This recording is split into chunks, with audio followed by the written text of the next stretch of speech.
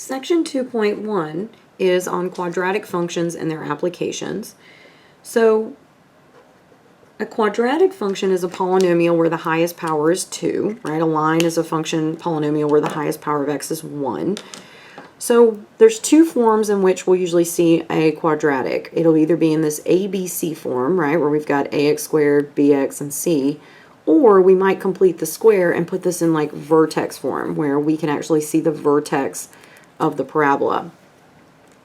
So we're going to primarily work with these in word problem or application form. So let's actually look and see how we work with them, and it's a little bit easier to explain kind of how they work.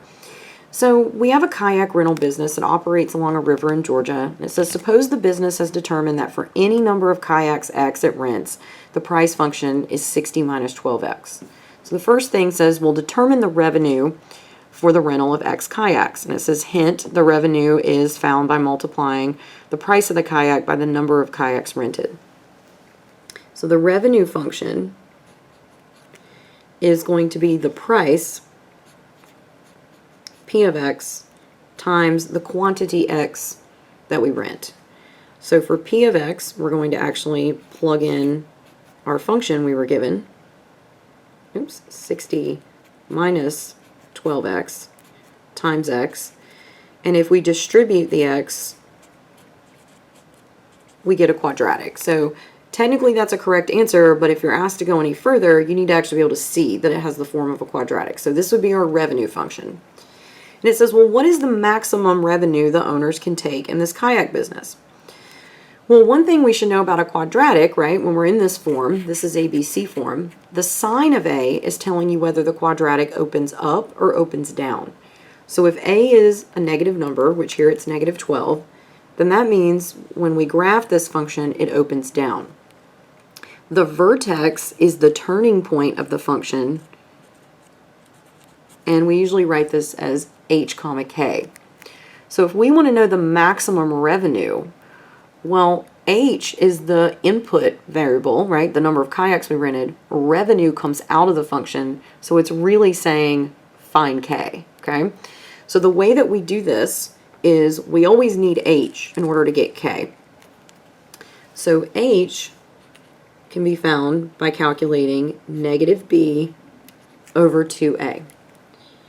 So b in this function is 60, so it's negative 60 over 2 times negative 12, and this simplifies into 5 halves.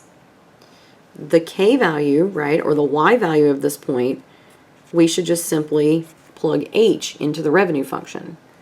So when we do that, we get 60 times 5 halves minus 12 times 5 halves squared, and that's $75. So that is the maximum revenue we would expect to make in a single day. So then C says, well, what price should they charge to make this maximum revenue? So remember, the price function, P of x, was just 60 minus 12x.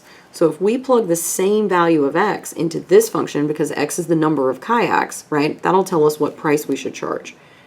So 60 minus 12 times 5 halves equals 30.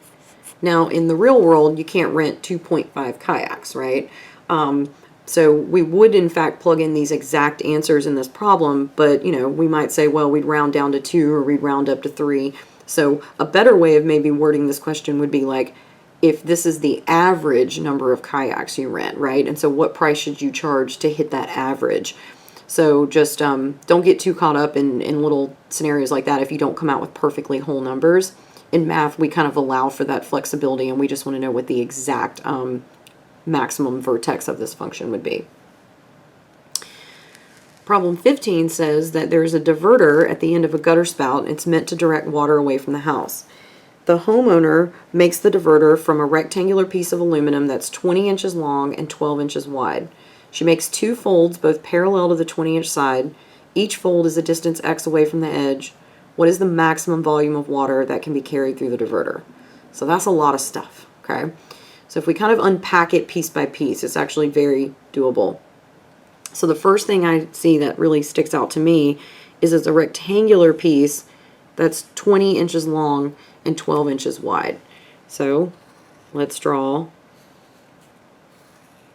a rectangle, and this thing is 20 right by 12. And then it said she makes 2 folds both parallel to the 20-inch side, each a distance x away from the edge. So we're going to fold this thing on each side a distance x away from the edge. So if I actually draw what it looks like folded, I'll do my best here.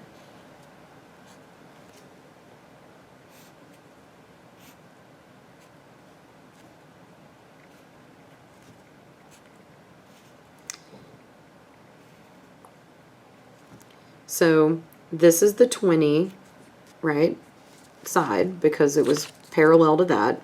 These guys have height x, and now this side right here is now 12 minus 2x. So the whole width was 12, but then I took an x and an x away to get this. So now the question is, what's the maximum volume? So the volume is going to be the length,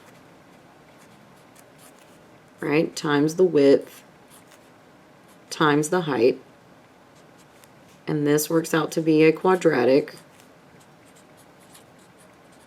like so. So now if we want maximum volume, once again we want K, because x is the length, volume comes out. So first I'm going to find the x coordinate of my vertex, so that's negative b over 2a. My b is 240, so it's negative 240 divided by 2 times negative 40, and this works out to be 3. And then now if I plug 3 into my volume equation,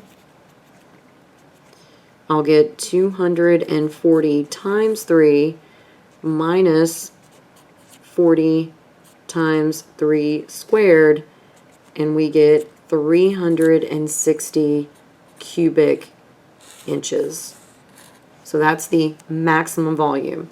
Once again, I know that this is a maximum because that quadratic, yeah, had a negative a, so this thing folds down. So that means the turning point is at the top. So if they wanted the maximum x, right, to give us maximum volume, that would have been asking for h. But because they said maximum volume, we need the k or the y value that comes out.